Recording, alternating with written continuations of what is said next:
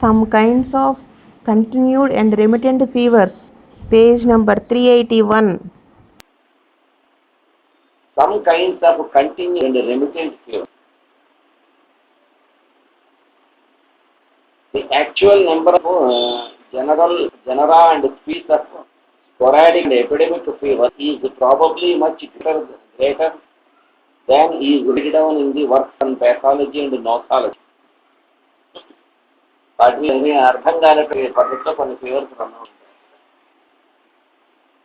What is you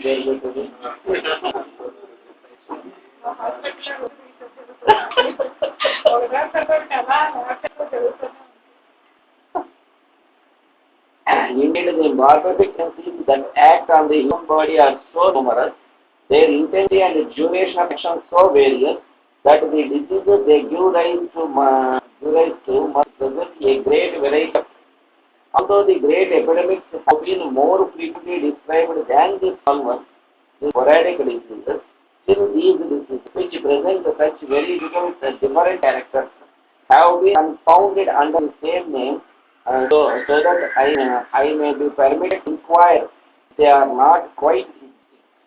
Sporadic fevers are still more diverse and still less known, and it is from the latter cause and in consequence of their frequency that they in general make as many victims as epidemics.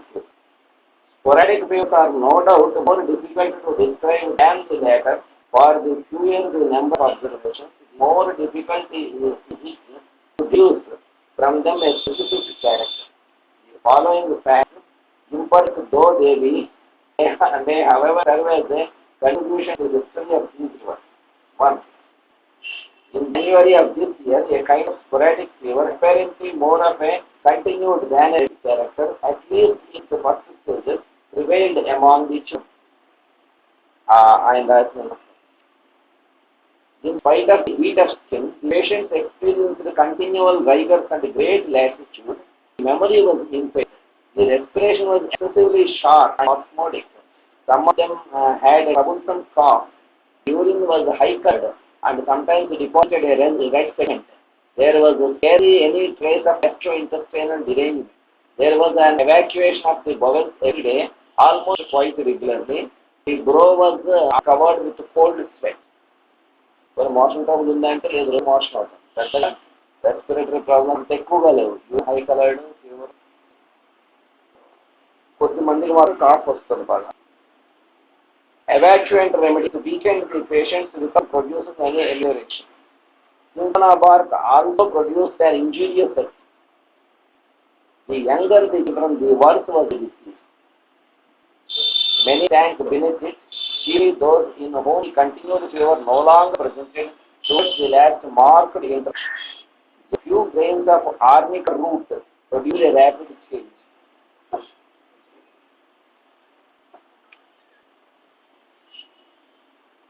Although there was illegal no amelioration, the fever which till then had appeared to assume a continued character changed into an uninterrupted series of paroxysms of intermittent fever, the rigor of which lasted an hour, and the heat with very short respiration a little longer, terminating in general perspiration.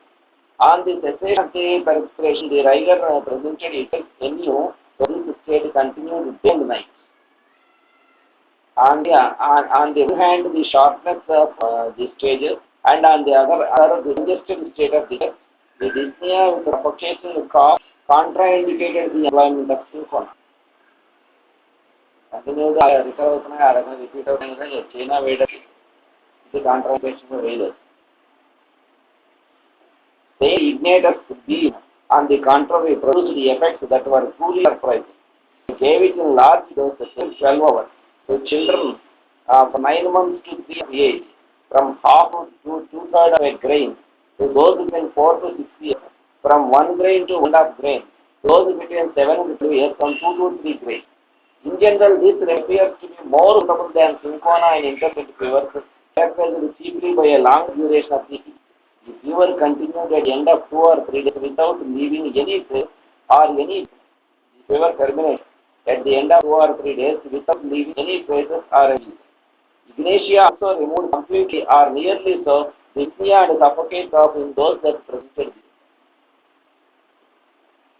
Normal routine remedies saying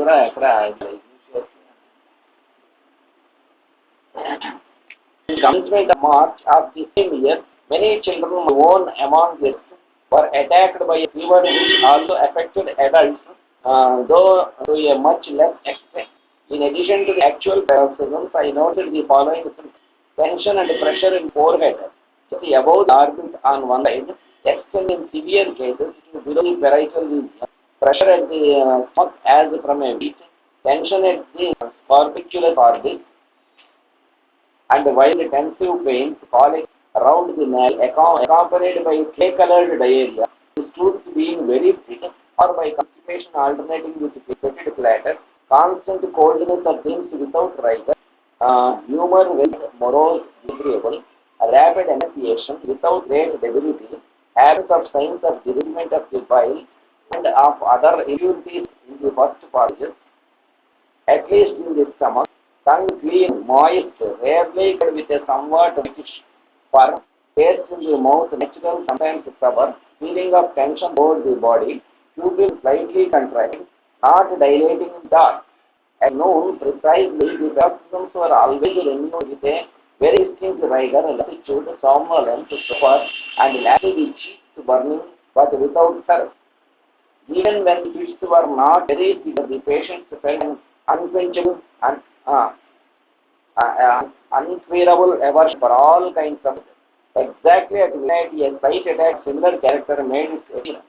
The patient cried out, tossed about in bed. The limbs were cold. There was rarely at night general perspiration, after which all symptoms disappeared until the following day. That's right. But in the case the fever reappeared the third day, and so it went on. The greatest freedom and fever was found in the morning when the patient rose, the headache, the tension throughout the body, and the abdominal pains reappeared, but appetite continued good. The same was the case in the evening. During this apparent remission, the patient expressed a great desire to eat pork. And satisfying this desire to satiety, there occurred more relief than aggravation. The essential nature of this fever appeared to consist a diminution in sensibility and a kind of chronic spasm of the fiber. The fever showed itself in the greatest intensity when the wind blew for a long time from the east. It was not dangerous, but it was obstinate and troublesome. Emetics scarcely produced amelioration for one day, notwithstanding their employment. The point the fever continued its usual course. Laxatives and the remedies usually employed for the acrylic completely failed. Cinchona and Dementia, in small or large doses, aggravated the patient's state. Arnica, though it palliated the bad humor, headache, etc., had only an anti-symptomatic effect. It did not produce permanent amelioration. The immobility of the pupil, the pursued tensive pain in the scorpicus and around the umbilical, together with the general sensation of tension throughout the body, so far the apparently insignificant diminution of the strength and the relief afforded by occasional perspiration, benefit produced by the union of force, which exercises a great influence on the contractility of fiber, and finally the aggravation occasioned by use. All these symptoms led me to regard the opium as the remedy indicated.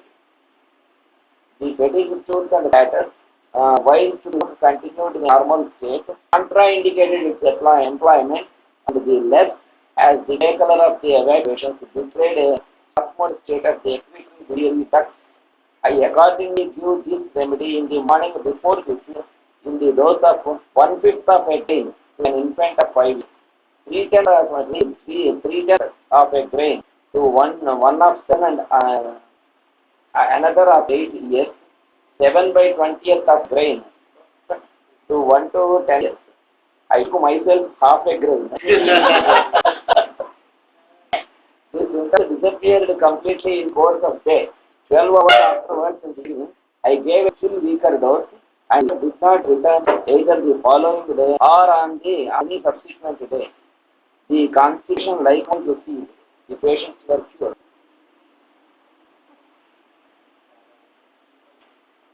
It's observational. Number 3. In the month of April, they prevailed an influenza, especially different from that which had been observed 5 years ago. I know not if the studies that were made of it at that time were correct, or if I am mistaken in my appreciation of this. I shall therefore only draw attention to one single point of dissimilarity and leave to my readers the trouble of comparing the other. In the epidemic of 1782, there was scarcely a third or even a fourth inhabitants who were not attacked by a fever, presenting all the symptoms of a heteroromatic fever, though it only lasted. In girls, they were all affected to the same degree, though there was no danger except to debilitated subjects, to old people, and from pulmonary consumption. In the influence of the present year, on the contrary, 9/10 scarcely had any more than slight traces of the malady without fever. The other 10th, on the contrary, were attacked by fever and the danger was immense. Patients who had none of the febrile symptoms did not usually seek advice and were not content to be affected by the fever labor. Fever symptoms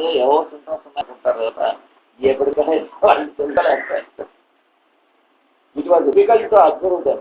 Their symptoms were not perceived by unobservant middleman. All their functions went on regularly. The only characteristic symptoms they presented were drawing and paralyzed pains in one part of the body. Some had them in the neck, others only the external part of the neck, or only half of the chest. Others they were confined to the back, arm, leg, or two fingers. These fixed pains troubled the patients for weeks, and also the resources of domestic medicine and the infusion of elder flowers, use of elderberries, fumigations and emetics were of no use. When on the contrary, reverse was had to be appropriate remedy for influenza, the pain reduced quickly in the course of 2 days or even less. Other patients had pains in several limbs at once, accompanied by fever. Those who had at the same time febrile symptoms experienced before the heart rate for 7 hours and even from days, rigor that recurred from time to time, that was pervaded by every movement and was accompanied by humor, hysteria, and despair.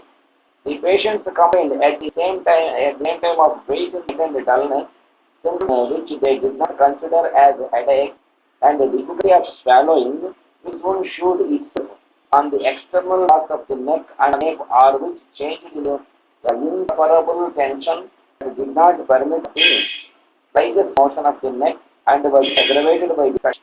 In the back, they experienced a disagreeable drawing, and the chest a similar very painful sensation, and throughout the body, especially in the head, a well-marked paralytic stiffness. Patients felt the sensation of laziness, the lassitude most when seated. After another and more violent rigor, sometimes accompanied very great anxiety in the heart, which generally appeared in the evening. In bad cases sooner, the most violent ensued oppressive headache came on, just above the orbit, and in many of the patients in occiput also. The anxiety increased, the face became swollen, the eyes red. Added to these was a violent heat which lasted 12 or more hours, and in some cases in death, which occurred on the 4th, 10th or 15th day. In the mild cases, when heat diminished, it passed every day for the paroxysms were usually quotidian towards the evening, although latter days without either. After midnight into general diaphoresis, often characterized by excessive fever, and which in most favorable cases only lasted until 6 o'clock in the morning, but beyond the time in the bad case. When the perspiration was not very copious, and when it ceased at the time of first mentioned, there ensued throughout the day you get amelioration of all the pains and headaches. If, on the contrary, it lasted longer and was more abundant, these occurred more disagreeable affections. The head again became confused, and was from time to time affected by pain. Pains on the external body became twice or even 4 times more severe during the respirations that occurred by day, and there was a reason to dread this supervention of a continued existence. During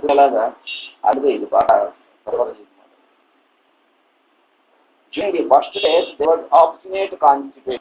In the most severe cases, there was a suppression of urinary secretion that continued even till death ensued.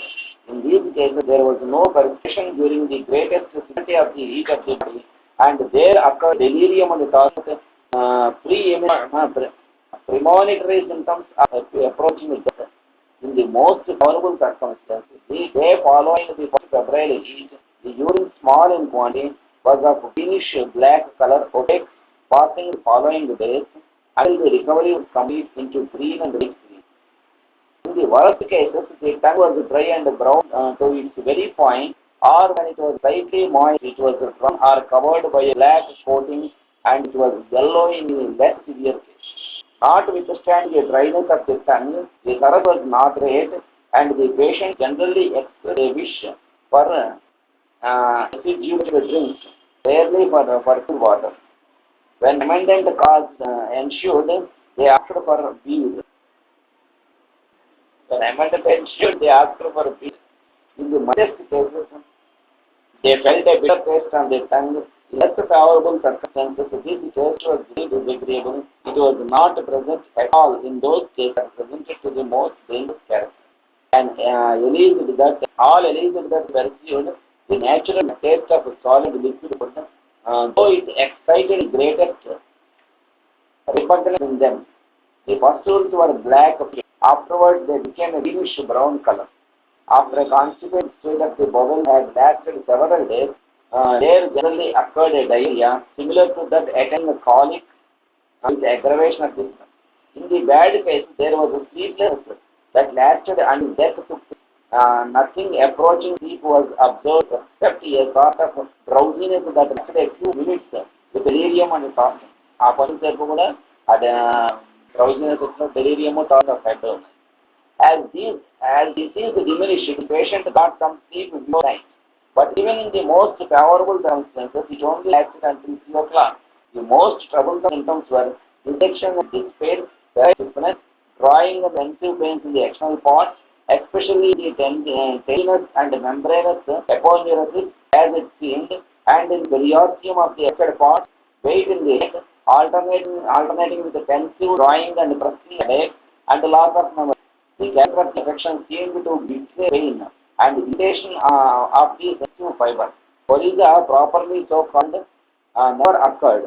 In some cases, stitches in the side with expectation of blood were added to the array of symptoms, but these stitches in the side were not attributed to inflammation. Sometimes the fever was accompanied by attacks of suffocation. There was never either swelling or redness in the parts, even in the cases where pain was excessive, with the exception of some cases where the fingers were very sensitive, swollen and red. In one single case, the hepatic region was tumefied. The most annoying drawing a headache often accompanied by nausea that lasted several hours by pain and rigor. The ketamia were generally premature and deranged into meteorism. The most powerful emetics did not cause vomiting, but sometimes nausea that lasted for whole days, alternating with cough. Sometimes a still abundant stool occurred with reservation of all the symptoms, or again very small doses of these emetics brought on excessive vomiting for several as often as 20 times, and in severe cases every 36 times, always succeeded by obvious pressure. Sometimes spontaneous vomit occurred for 24 consecutive hours, and the disease went off entirely. If, as very seldom happened, the emetics occasioned moderate vomiting, the matter vomited usually consisted of black substance resembling in appearance grounds of cough, and when that was the case, all the other symptoms became speedily aggravated. All acts made to provoke vomit by tickling of mouth with a feather only produced large strength and increased the rate. A similar effect was produced by every kind of laxative Even the mildest kinds, especially when there was present a predisposition to diarrhea. Thus, I saw 4 grains of rhubarb produced in the case of a boy of 11 years of age, more than 40 stools in the course of 2 days, and increased the intensity of dysentery. Many patients snack due to constant diarrhea. When diaphoric, which were made by poor classes, sometimes produced a disease. Desired excessive respiration came on, causing aggravation of all diseases. In some cases, abundant uniform transpiration manifested itself until death. Vegetable acids, which were employed by the medical practitioners in great quantities, occasioned vomiting and diarrhea followed by aggression. Taken by the patients according as their feelings dictated, they seemed to refresh them, but they could only take a very small quantity at a time. In the most violent attacks, they desired the more to moisten their lips and found themselves refreshed thereby. Mineral acids seemed not to be used. Venesection was hurtful in every stage of the disease, especially when the fever was severe. Death then often ensued about the day. Even when the fever seemed slight at the commencement, bleeding was instantly followed by fainting, procession of strength, increase of pain, and aggravation of the disease. The local practitioners constantly had recourse to bleeding. They thus caused the death of many patients. If by chance a vigorous subject survived after a hard struggle, they raised the shouts of triumph, and they pretended they had saved him by means of well-time bleeding, or by their resolvent and evacuants. One of themselves sank under a regular treatment to exactly follow out, though every effort had been made to regard him. Opium subdued the heat and the perspiration. Also, the delirium, the somnolence, but it increased the constipation. In general, it did not seem to remove the malady radically. Camphor, on the contrary, surpassed all the expectations that could have been formed of it. It was efficacious, and I may say specific in all the stages of the disease, accompanied or not a fever, especially when it was given as early as possible and in large doses. A large number of patients recovered its use in the space of 4 days, in spite of the gravity of their symptoms. At the commencement, he was very cautious in use and did not give to adults above from 15 to 60 grains per diem in almond milk, but I perceived that in order to produce a speedy recovery, it was necessary to give even to weak 30 grains, and to more robust individuals 40 grains in the 24 hours. The favorable result was never long delayed. The constipation ceased. The bed, or at least the bilious taste, rapidly went off, together with the nausea and discomfort. The heat and pain in the head diminished from hour to hour. The febrile was smoothed in its birth. The heat diminished, and in those cases where there had been no perspiration or where it had been abundant, there occurred a gentle mild diarrhea with diminution of all the drying utensils in the external part. The strength soon returned. Along with appetite and sleep, the despondency changed into strength and hope, and the patient recovered his health without a drawback. I am afraid this rapid development of symptoms, the yellow, brown or black coating on the tongue, nauseous and distaste, the constipation and sickness, would often within the 24 hours by the use of camphor alone, given large doses, will not please the orthodox partisans of the subjural school. Nature, is sure, often refuses to conform to the requirements of system. The more to the pity for the dogmatic physician who attempts to fight against her.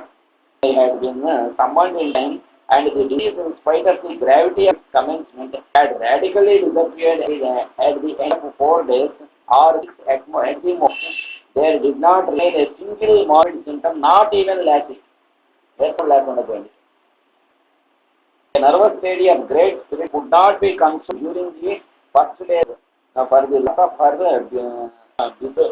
betrothed, whom she loved tenderly. He had died of the disease, and it was who had tended him. She lost her appetite and refused also. I was advised to prescribe emetic for her in order to restore the appetite, but I refused to do so. She was threatened with an attack of influenza, and I merely ordered a glass of wine to start to raise her spirits. Her numerous evocations and still more, her intelligent mind and the consolations of her friends restored her grief. The next week she was more calm, felt her appetite returned, and obtained a little sleep. She only felt some vague pains in the bones, for which she neglected to consult me. 15 days after the death of her friend, she was seized with a febrile fever that lasted 2 hours, and with all signs of the most violent form of the prevailing epidemic. As regarded her disposition, she was a prey to the most profound despair. Day and night she only spoke of her love, calling him by name, and promising that she would soon join him. Her restlessness was excessive. The tongue was covered with a black coat.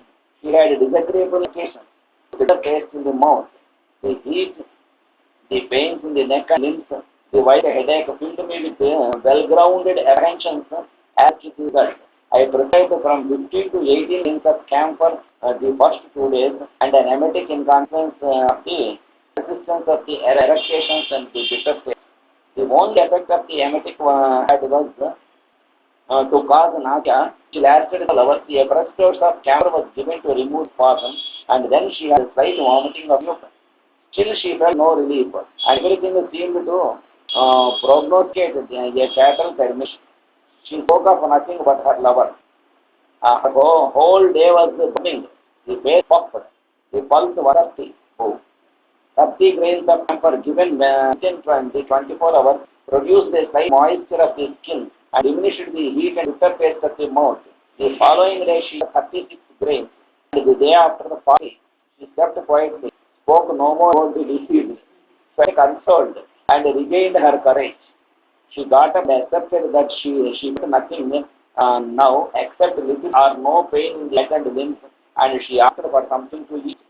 30 more grains of camphor given on the following day, she established her health completely, and from that time she was able to resume her usual occupation. I only know one case out of more than 100 where the camphor failed. ఒక case fail అయింది sir మొత్తం.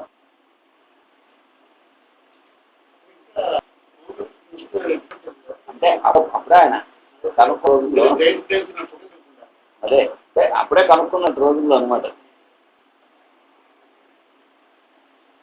ఏమి ఇచ్చాడు case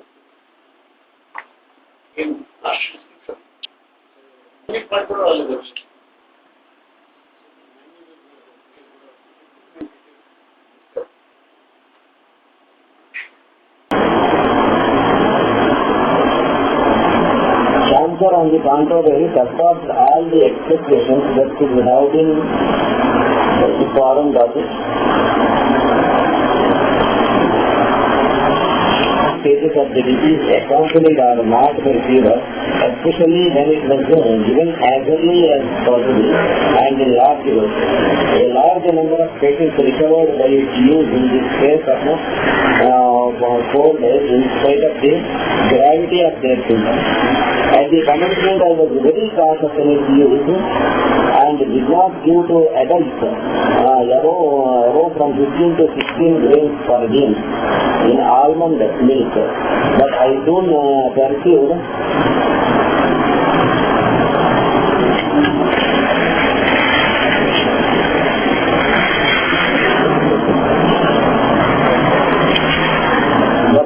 perceived that in order to produce a speedy recovery, it was necessary to give even to these subjects 30 grains and to more robust individuals 40 grains in 24 hours.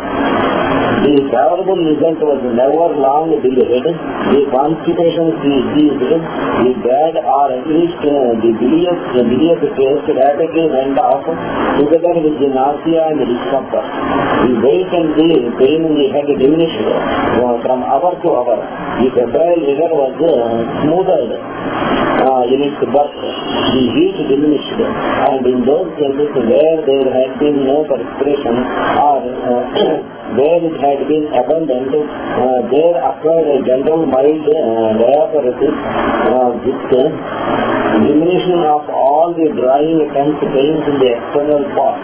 The strength soon returned, along with appetite and sleep. The despondency changed into strength and hope, and the patient recovered his health without a drawback. I am surprised that this rapid disappearance of symptoms, the yellow, brown or black coating of the tongue, the nauseous and bitter taste, the constipation and the sickness removed often within the 24 hours by the use of camphor alone, given in large doses,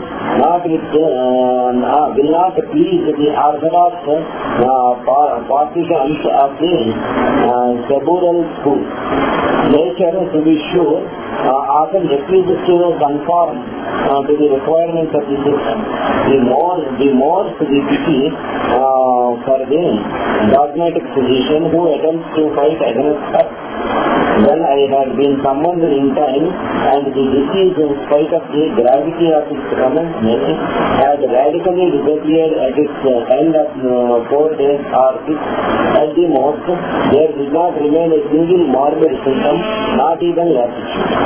A nervous lady of great spirit could not be consoled during the first days for the loss of her betrothed, whom she loved tenderly. He had died of the disease, and it was who had tended him. She lost her appetite and refused all food. I was advised to prescribe an emetic for her in order to restore the appetite, but I refused to do so.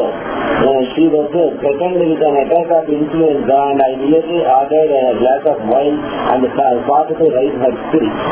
Her numerous evocations and still more her intelligent mind and the complainting of her friends assuaged her grief. The next week she was more calm, felt her appetite returning, and obtained a little rest and sleep. She only felt some vague pains in the bones, for which she neglected to consult me. 15 days after the death of her friend, she was seized with a febrile rigor that lasted 2 hours, and with all the signs of the most violent form of the deranging epidemic. As regarded her disposition, she was a prey to the most profound despair.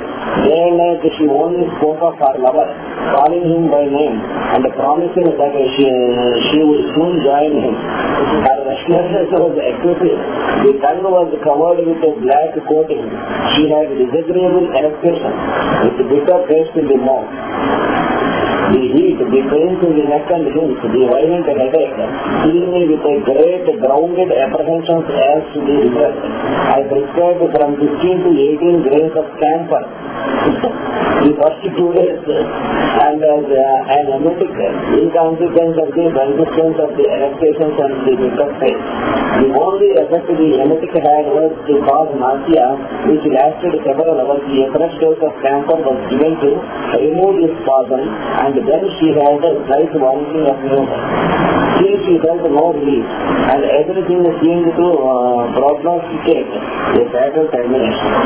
She spoke of nothing but her lover. Her whole body was burning, the face puffed, The pulse 130.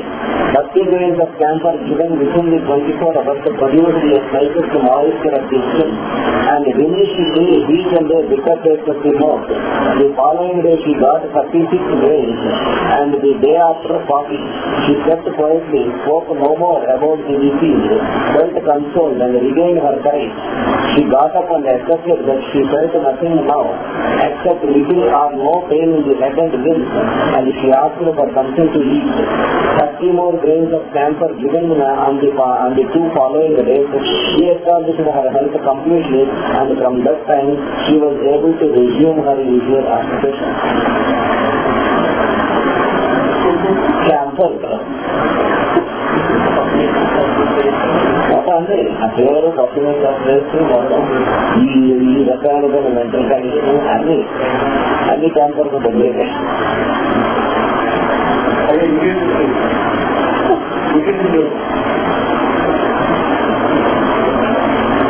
I only know one case of one case of more than 100 where the camphor failed.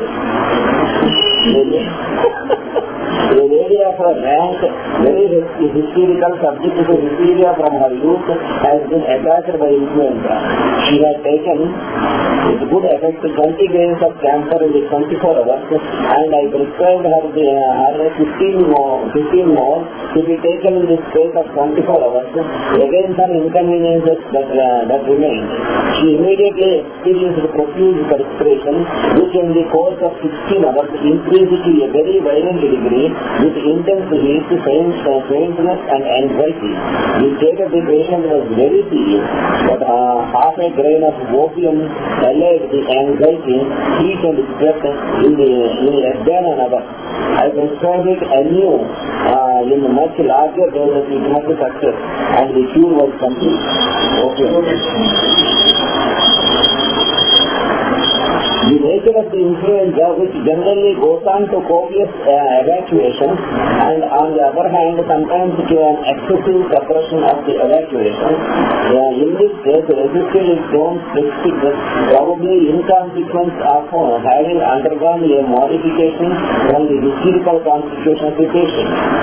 Before I had ascertained all the efficiency of camphor in this extraordinary disease, I was forced to content myself with opium and cinchona, the first during the hot and sweating stages, the second during the remission. Troublesome and difficult as were these cases, and nevertheless the employment of these substances sufficed to remove, although only after several days, the coating of the tongue and the bitter taste, and by degrees all the affections.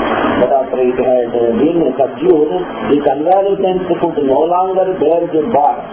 No sooner was it taken that it was ejected.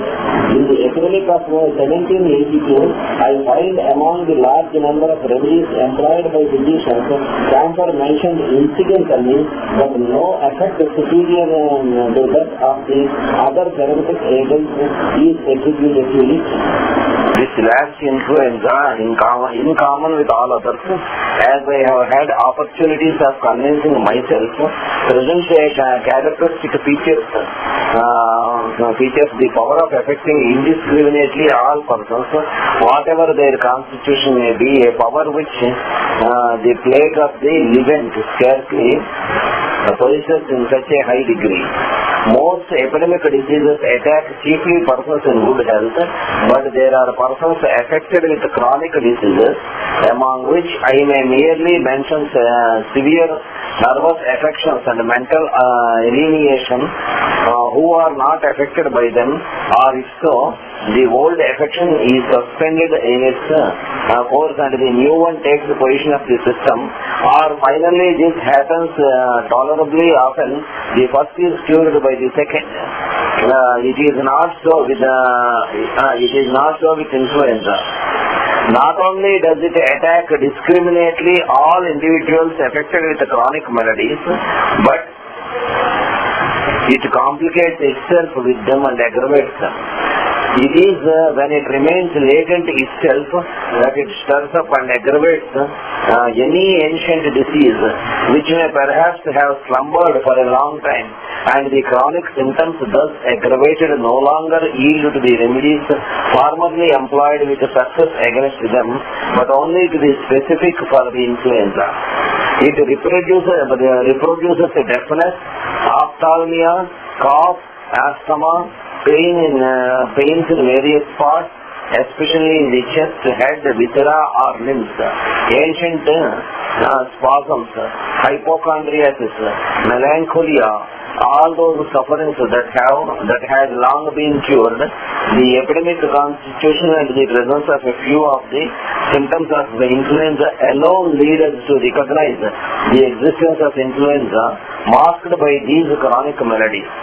Sometimes it has occasioned paralysis either by metastasis or in parts previously perished. A child of 12 years of age in a district where this epidemic was raging was seized with characteristic tearing pains in all the limbs, with pensive headache and intolerable pains in the eyes. Having taken a chill, all the signs of disease disappeared, but the child lost its sight. 2 points.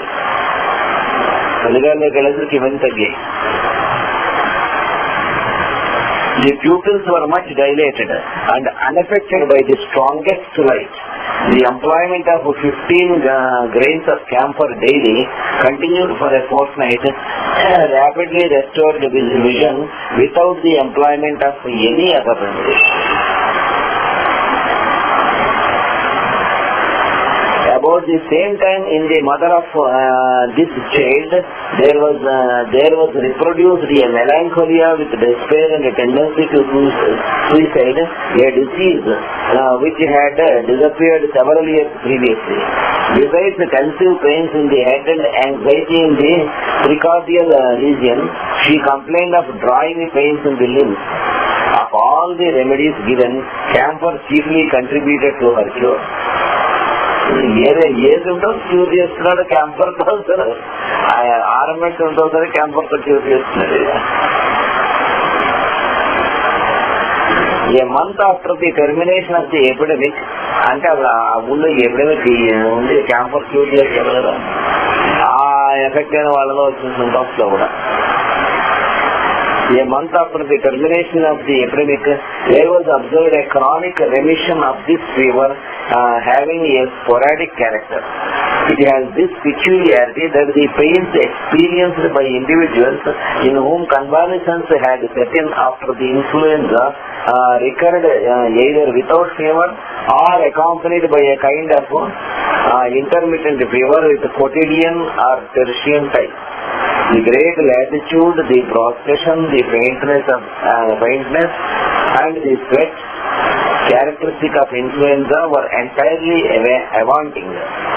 The heat was moderate, the cold all the more obstinate, though not inducing much shivering. Syncona, but still better, ignatia, removed the febrile symptoms, but the pains became constant. Camphor failed completely. The Ledampal on the contrary, in doses from 6 to 7 grains, 3 times a day for adults, produced a permanent relief.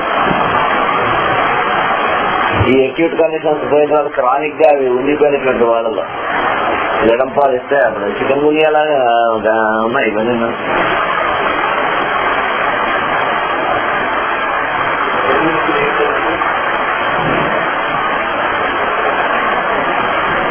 In some obstinate cases, I was forced to have recourse to aconite, which cured them rapidly. I am sorry that I only had an opportunity of treating a small number of those cases that presented themselves at the end of the epidemic, so that I am unable to judge in this plant whose medicinal properties are much greater than those of ledum, which would not have enabled me to attain my object much more rapidly. In these cases, that presented themselves to my notice.